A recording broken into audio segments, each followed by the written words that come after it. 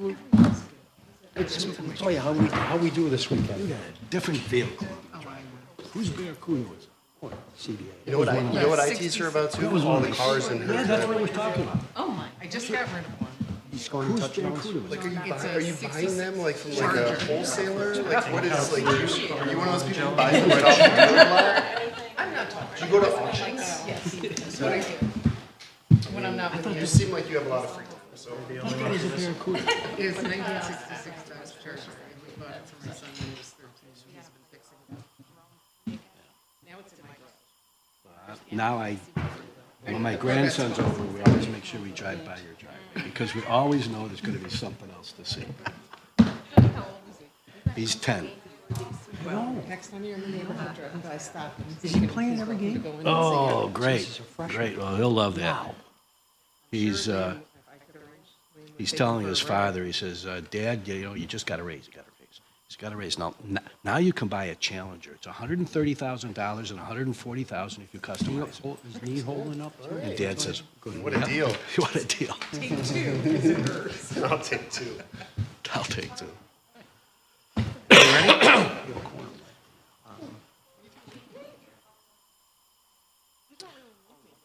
All right, I am going to go ahead and call the meeting to order. I hear Jean on the line there, so hello, Jean. All right, so again, calling the meeting to order, noting all board members are present with the exception of Councilors Caldwell, Councilor Jones-Rouser, and Council President Hudson. I know there was a council meeting earlier, so maybe still caught up on those issues, not sure. But I also want to note we have a new board member present, Don Radke. Don, welcome. Thank you. Thank you. Don obviously has a wealth of real estate experience that we think is going to serve this board well, so happy to have you aboard.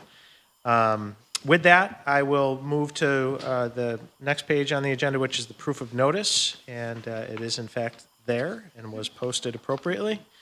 And then we'll go to minutes. So we have our minutes from our last and first board meeting, which took place on September 23rd, 2024. So we have those minutes. I'll entertain a motion to accept the minutes. I'll motion. Any further discussion? All in favor? Aye. Okay. Note that abstention from Rob, and we will move on. Rob, welcome to your first meeting. Glad to be here.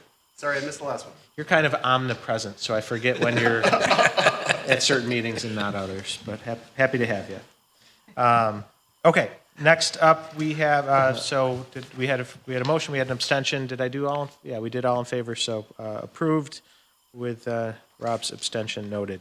We do have some old business, and I will turn it over to Michelle.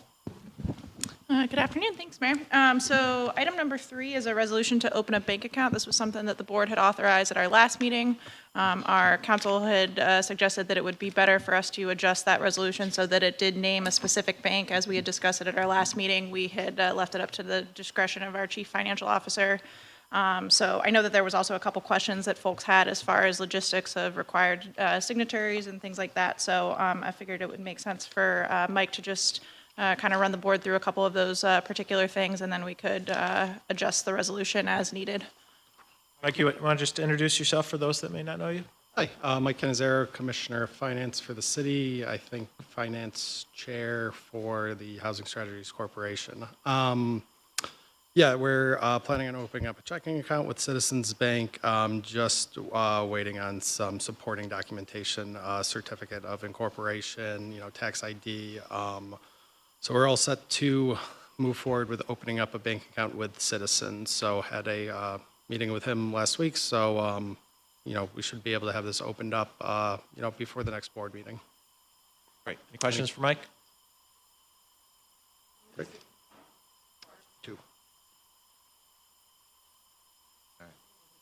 Yeah, have we designated those yet? No, I think we were going to make myself one, and maybe that's something we discussed today, who we want to have the second signature to be. I'm happy to do it. I'm generally accessible, available. Everybody okay with that? Okay. All right, thank you. Thanks.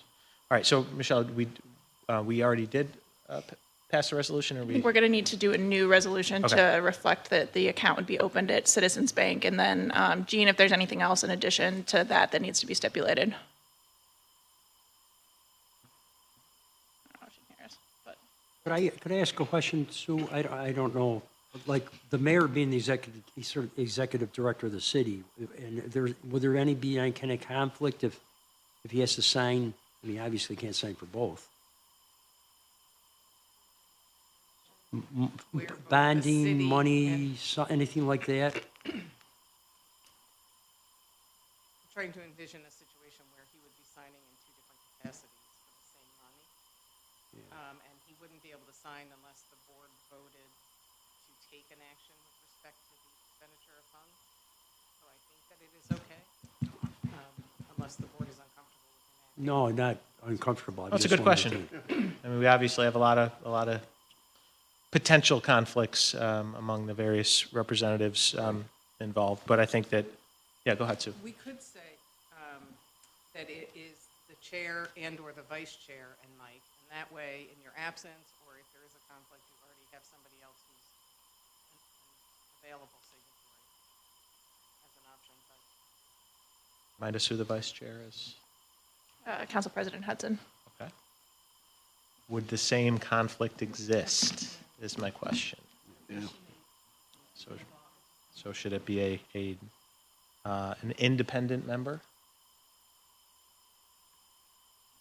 why don't we just leave it, and unless we have, and when we run into an issue, we'll come back. Okay, so leave it as in, You and Mike, okay, the two signatories, and we'll, if an issue arises, we can address it at that. Are you comfortable with that? Yeah, sure. okay. Again, important question. Okay, all right, so I think we then have a resolution and entertain a motion. Second. Any further discussion? All in favor? Aye. Opposed? Carried. All right, let's move on to new business. I'll turn it back over to Michelle. All right, item number 4 is a resolution to approve a defense and indemnification policy. The draft policy is attached, was submitted for everyone's review in your packet.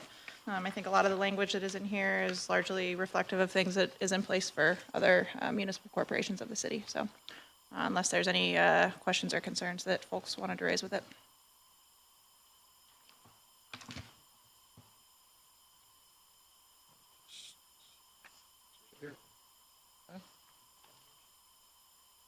Happy to move it. All right, so we have a motion on the table. We have a second. Second. Any further discussion? All in favor? Aye. Opposed? Carried. What's next, Michelle? All right, item number 5 is a resolution to approve a code of ethics and conflict of interest policy that applies to all directors, officers, and employees of the Housing Strategies Corporation. Okay, we have a motion. Any further discussion? All in favor? Aye. Aye. Opposed? Carried. Item number 6 is a resolution to adopt an investment policy regulating activities of organizational funds. Motion.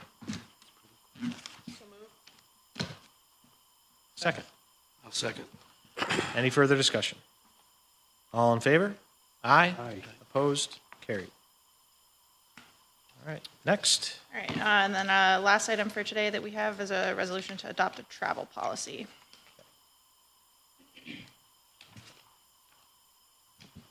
I will make that motion. We have a second. Second. Any further discussion? All in favor? Aye. Aye. Opposed? Carried. All right, looks like we have some other business. Right, so I think largely what we wanted to spend a good chunk of our time on today was just providing the board with a little bit more of a substantive update of work that we've accomplished to date, how we're thinking about the convergence of the small area planning process that's in place and what that looks like, and then kind of next steps and things that we have on the horizon as it pertains to fundraising. So obviously, we've been going through some of the initial startup logistics of getting the corporation up and running, So things like getting the bank account in place, having conversations around getting directors and officers insurance set up. We expect that we will be bringing to the board within the next month, hopefully by the November meeting, a agreement with the city for authorization related to the funds that the city has committed for the 24-25 operating fiscal budget.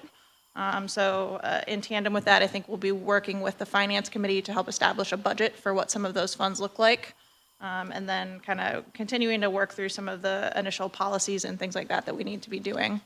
I think in tandem with that, a lot of the focus of our work is really around two pieces. So the advancement of the small area planning process that we've been putting in place with CZB. And then what does fundraising look like? So moving on some of our existing fund sources that have been committed and then also identifying new funding sources.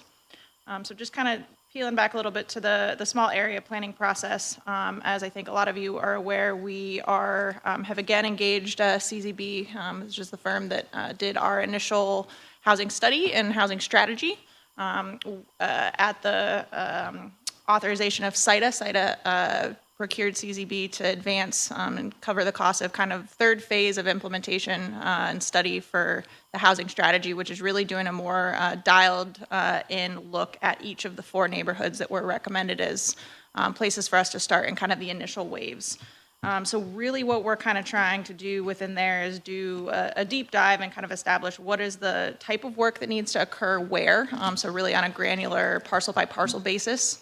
And then what are the types of tools in terms of grants and loans and other resources that we need to be able to make available to residents in order to address those conditions that we've seen in those neighborhoods. So we are at the point right now where we have convened resident steering committees for the neighborhoods, the Tip Hill neighborhood and the Salt Springs neighborhood. So the first wave neighborhoods, those engagement processes kind of kicked off earlier this month. The CZB team was in town for the first of 3 or 4 site visits that they'll be doing over the course of their time with this project. We identified a lot of those groups of residents. For each neighborhood, there's about 15 to 20 folks that have been engaged in those steering committees to date. So a little bit more of a robust process than what we would be looking from kind of a typical neighborhood meeting. So these are folks that are identified leaders within the community. In some cases, particularly within Salt Springs, residents who indicated that they were interested in being involved in such an effort with when we did some of the most recent engagement around the strategy within that neighborhood. And we're really leveraging those folks as kind of resident leaders to help us lead some of the engagement work and figure out what are the types of tools and resources that we need to make sure we're making available for folks. So a lot of heavy resident engagement, kitchen table talk kind of style. Each of the neighborhoods that has started this work so far, all steering committee members have been tasked with engaging their own kitchen table talks. So our team's been covering those here and there, and I think that process is definitely going to be helpful, and we're looking forward to kind of continuing that work. In addition to the work that CZB is leading kind of through the steering committee, we are also working within neighborhood development to make sure that we're kind of making those same opportunities available for people that might want to participate on more of an ad hoc basis. So we are going to be we're preparing to send out surveys to each of the households that are in the 4 neighborhoods where we're starting work. To make sure that we're getting a good sense kind of quantitative data, and we're able to really capture households that might not have heard about the strategy yet for whatever reason, make sure that they're getting included and that we're able to kind of gauge from them any needs that we might need just in terms of, are you a homeowner, are you a renter, are you looking to make repairs on your property, are you interested in being involved in this process as we advance, would you like to participate in a focus group, things of that nature. Based on the responses that we get from those, we're looking to be sending those out probably by the end of this year at the latest, hopefully maybe November a little bit if we can get everything lined up. But then we would be working to convene, in addition to the work that CZB is doing led by the steering committee, MBD will be convening focus groups with any residents who respond to that outreach to make sure that all of those voices are included and that we have a really thorough spread of kind of outreach for all the neighborhoods. We are also going to be starting, I know I mentioned kind of, we've really kicked off things thus far in Tip Hill and Salt Springs. We will be doing the same effort within Eastwood and the Elmwood neighborhoods beginning in December. We had a little bit of an adjustment that we had to make in regards to some limitations that CZB had on their travel schedule, and we wanted to make sure that we were able to line up all of those meetings so that they could occur in the evenings when we thought that we might have the most flexibility to have people attend those.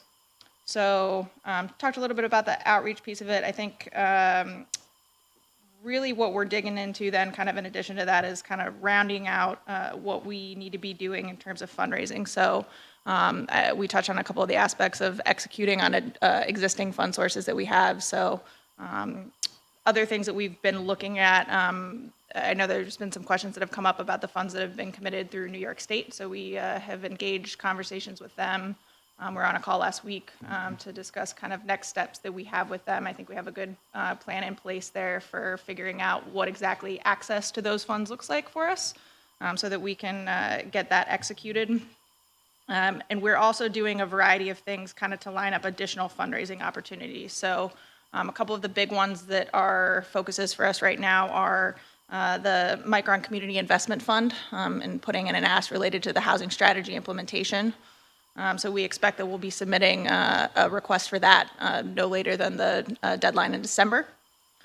We've also been doing a lot of work to explore the integration of what it might look like for us to pursue some bonding for the housing strategy as an element of this work. So we've been working Deputy Mayor and the Director of Budget, myself and Sarah Walton, the Director of East Adams Development. We've been engaging with some technical assistance folks from PFM is the name of the firm, that they're really experts in the municipal financing. What does it look like to be doing bonding for more social uses outside of the traditional kind of infrastructure pieces? So we're hoping that the results of that work will then position us to be able to put forward some recommendations of how, whether it's the city that is pursuing that and then making an allocation to the Housing Strategies Corporation, or the Housing Strategies Corporation ourselves, that we would at least be positioned to be able to leverage that as a way of capitalizing the fund.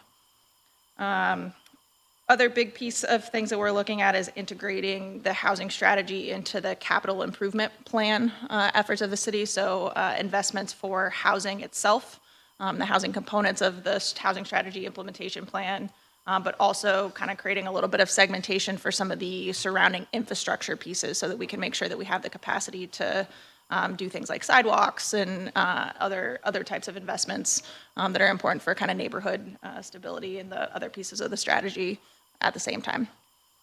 A question on the capital plan. So did I hear correctly that we would include both traditional infrastructure type investments as well as actual housing investments? That's how we're thinking of it at this point, yeah. Okay. Can you just remind us what funds have been committed to date? Yep, so so far there's been $2.5 million that was committed by the city and as a part of the 24-25 operating budget. And then New York State has committed $5 million that is running through ESD through the governor's discretionary budget. And so that gets us to 7.5. What was the initial goal you had set out? Yeah, so I think we're looking to get to 25 million. That would enable us to really fully complete all the work that we need to do in the first two neighborhoods. So It's just Salt Springs and Tip Hill. Salt Springs Okay. and Tip Hill, but it allows us to fully complete those areas. So in terms of the funds that we need to get started, I think we're well positioned with just that 7.5 million to be able to get moving with what we need to do initially. Understanding that the fully completing in each neighborhood is a 7 to 10 year process, so. Just Did you mention the CZB, we're paying them out of this 7.5 that we have right now? We are actually not paying them at Not all. paying them. SITA is paying Okay. for them. Okay, got you. is And very then kind of them. for the outreach, I know you guys already started it. Do you know when the completion timeframe would be? Yeah, so the small area planning process is going to run through April, we expect. We are looking, the CZB team is actually going to be in town in January, the same week that this board is scheduled to meet. And at that point, we expect that we would have a draft of a plan. So we're planning to have them available at that particular meeting to present and give kind of a more robust update of everything that we've identified so far, just from those conversations and just what we understand from the data that we've collected so far, and kind of some of the more expense side, and what do we think some of the math is going to work out to. So. With respect to the CIF application, are you anticipating that that would be coming out of the Micron side of the CIF or the New York State side of the CIF? There's sort of two different buckets and components of that fund.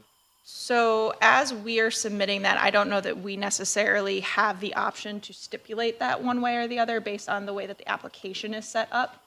So I think that that's probably, I would say, from our vantage point, it's up to the discretion of that steering committee.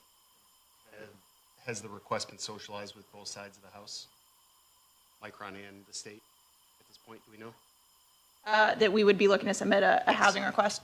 I would say kind of broadly, we've emphasized that housing is a major component of what we're looking to do across a lot of our different discretionary asks. I think they're well aware of the housing strategy implementation. So. Okay. Thank you. We'll take that question as a encouragement to make sure we're fully engaged with both sides. So thank you. Yep. Where Just a would that quick- come from the state? I mean, that state funding from Micron, where would plans or anything come from the state? I mean, they'd be aligned with us, correct, Michelle? So I think that the point that Rob's making is you have, for the community investment fund, you have Micron putting in resources and the state putting in resources into that pot. And so presumably those two entities are going to be involved in, are going to be highly involved in ultimately determining where their specific funds are invested. And so while we have, engaged with both Micron and the state we've educated them on our strategy. Obviously, the state's already been supportive of some of the work, but I think the point is specific to this process. We want to make sure that the individuals at Micron and the state that are involved in the investment fund and making those decisions, that they are fully up to speed on the specific funding request. So as I understand it, the state money flows through ESD and there's some restrictions on it, and the Micron money is much more flexible. But like Michelle said, I don't think we have to tell them which we want. They'll figure out which applies. Yeah, I mean, so it's not per se matching, it's just aligned, sort of on parallel paths, or what? Well, the community investment fund that has been set up, there's $350 million committed, $250 from Micron and $100 from the state. And so when the application goes in, both of those parties will receive the application. They'll both be in a position to review it. Neither will make a decision for the other entity. Like, so Micron's not going to allocate the state's money, the state's not going to allocate Micron's money. So there's two stakeholders. The point that I was making is there are two stakeholders, each of whom have separate ability to say, yes, we like this project, and we should just do our homework ahead of time to make sure that those people expect that the application is coming, they know how much it's for, don't catch them by surprise, I guess is the point. Does that make sense? And we can draw It's from like the both. dual monarchy in Austria-Hungary, but before World War I. It's exactly like that. I figured that. Yeah. Yeah. Quick question, Michelle. On the Salt Spring side with these small groups, is Lemoyne College intimately involved in this? I mean, they bought their 10 houses at Yeah, so we continue to be in conversations with Lemoyne. Lemoyne has appointed a property manager that is in charge of kind of handling operations for all of the rental housing that they own in the neighborhood that they recently purchased. His name is Jack. He's been very involved and present at neighborhood meetings. They're very eager and have consistently emphasized that they're looking to work with us. As you're aware, President Lemura was also involved very much in the Housing Strategy Steering Committee. So, yeah, conversations remain ongoing with them, but they've no reason to believe that they will not continue to be great partners. Michelle, what about PFM? Now they're along with us to decide on some municipal financing. So this was some resources that became available to us in the context of part of the conversation came up initially in regards to some of the work that we're doing in the East Adams neighborhood redevelopment. And as that work kind of began, we broadened the scope a little bit more out to just housing financing and how do we leverage the possibility of bonding for housing investments more globally. And so obviously with the timing of the housing strategy, we felt that it made sense to kind of include that. So it's technical assistance that is been made available to us at no cost to the city. It was just an application that we had submitted. So really, it's kind of what they're putting together is designed to be a set of recommendations of things for us to consider in regards to different ways that a bonding for housing structure could look like. Certainly, there's different structures of how different communities would advance something like that. There's certain variations, barriers that we could have in New York State that might be different than some of those places. So it's really just designed as kind of a considerations as you move forward. And then it would be incumbent upon us to kind of figure out next steps and where we take that from there, so. You mentioned that SIDA is currently funding the small area plans.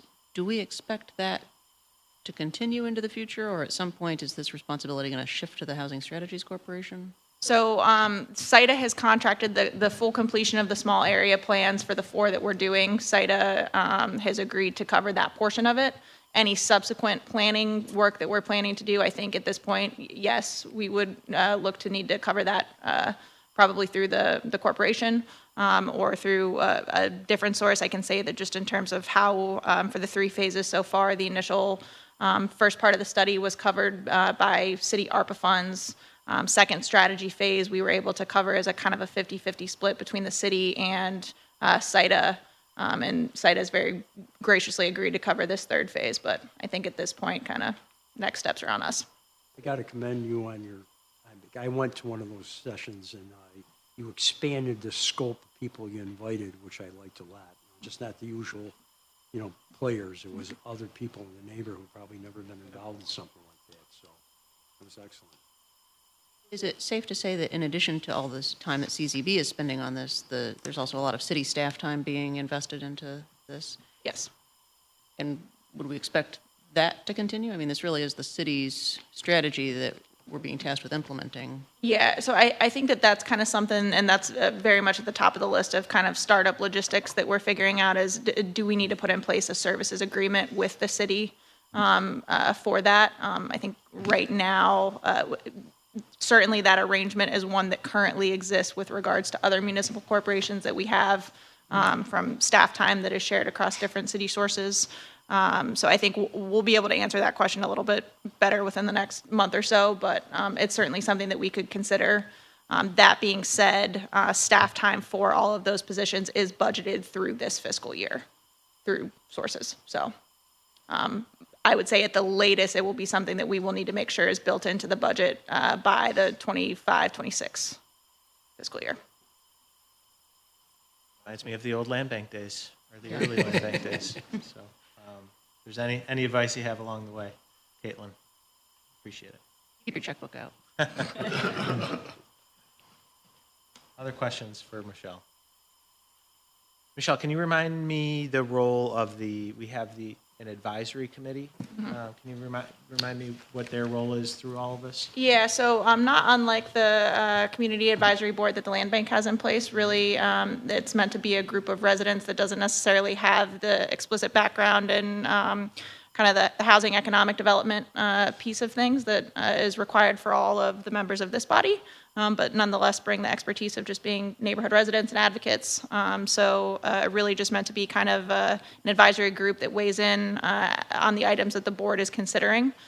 So the appointments that we have for that, it's a 10-member board, of which 5 members are appointed by the mayor, and then 5 members are appointed by the council, 1 by the council president, and then 1 by each of the 4 at-large councilors.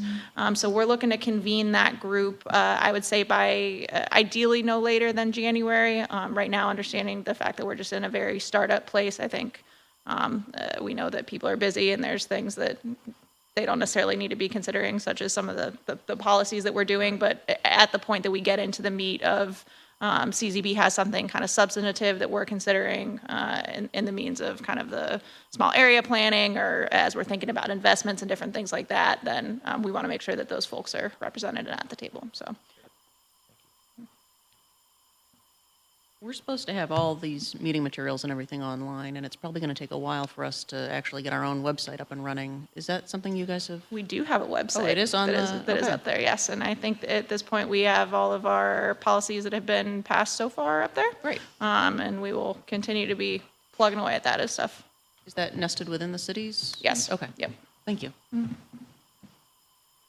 On that note, there are a couple things in the ways of signatures that I will need from you all. One that I can get here, which is just an acknowledgement of something that public authorities are all required to do in New York State. I think Kimon has those too. We can get them when we wrap up. But in addition to that, everyone will also have to complete their annual training that is required by all the public authorities. So I'll send that out an email to everyone. I think we have a little bit of time before that has to be done, but the big one was signatures today. So I just want to acknowledge our two colleagues that are here that are obviously supporting this work. We have Kimon Jordan, our Director of Housing for Neighborhood and Business Development, and then Hannah Gardy. Hannah, what's your title? Housing Initiatives Project Manager. So thank you both. And Kimon, did I get yours right? Okay, good. We've got a great team, and to your point, Caitlin, NBD is doing a lot to support the work. So thank you both. Thank you, Michelle. And with that, I'll ask, is there any other business to come before the board? Otherwise, I will entertain a motion to adjourn. So moved. Second. All in favor? Aye. Opposed? Meeting is adjourned. Thank you all. Thank you. Have a great day. Thank you.